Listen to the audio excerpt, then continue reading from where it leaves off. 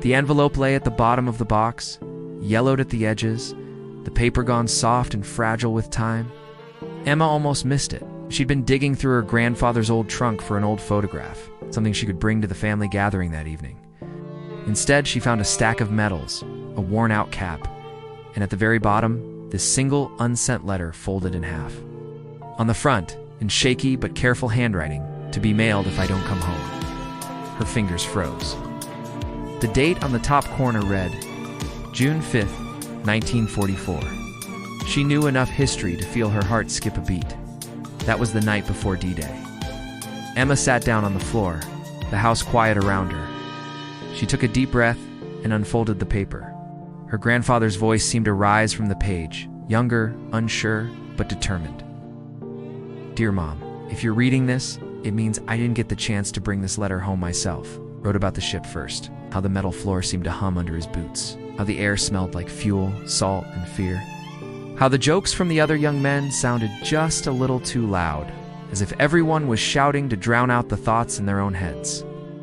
He didn't name the place where they were going, simply wrote, "Tomorrow morning, we're landing somewhere they say will change the war. They keep telling us that. Maybe they're right. Right now, it feels like tomorrow morning might change me more than anything else." He wrote about his friends. A farm boy from Iowa who had never seen the ocean before boarding that ship. A mechanic from Brooklyn who carried a deck of cards in his pocket and shuffled them whenever he got nervous. A quiet kid from somewhere down south who kept a tiny Bible in his hand even when he slept. "I'm not writing this to scare you, Mom," he continued, "but I want you to know what it feels like here. People always talk about courage like it's loud. Right now it feels very quiet. It's like everyone is holding their breath at the same time." He admitted he was afraid. Not in dramatic words, it's just a simple line. "I don't know if I'll be brave tomorrow. I only know I'll be there." He talked about home then. The kitchen table with the one chair that always wobbled, the sound of the old radio in the evenings, the way his mother's hands smelled like soap and bread dough, the tree in the backyard he used to climb, feeling like the king of the world because he could see over the fence. "If I don't come back," he wrote, "I want you to remember me sitting in that tree yelling that I could see the whole planet. Don't remember me as some picture in a uniform. Remember me with dirty knees and scraped elbows, arguing with Tommy next door about who could climb higher." The letter softened then, shifting from war to small things. He reminded his mother to take it easy on her back. Told her to let the neighbors help with the heavy groceries. He told her not to feel guilty. "You didn't send me here," he wrote. "A lot of people made a lot of choices long before me. I only made one. I chose not to let the others go without me." Near the end, his handwriting grew a little more uneven, as if the ship had hit a wave right when he dipped the pen, as if something had shaken around him.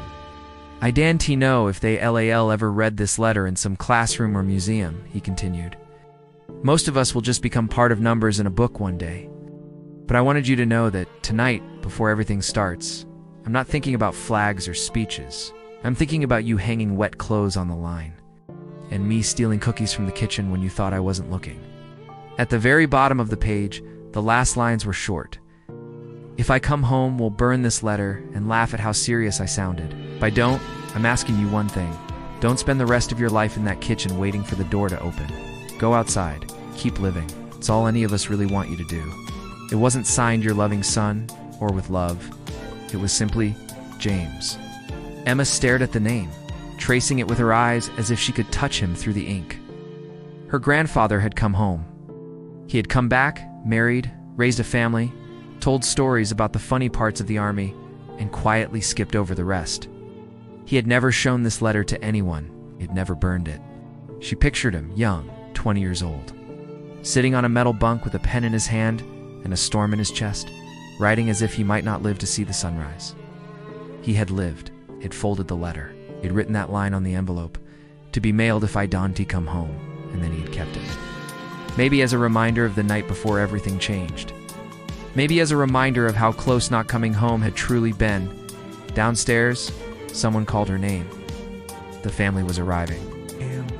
Emma folded the letter carefully, her fingers gentler now. She didn't put it back at the very bottom of the trunk this time. She placed it on top. Years later, when people asked her why she always looked at older veterans with such quiet respect, she never quoted history books or big speeches. She only remembered one sentence written in shaky ink on thin paper. Courage doesn't always shout. Sometimes it just means getting on the boat anyway.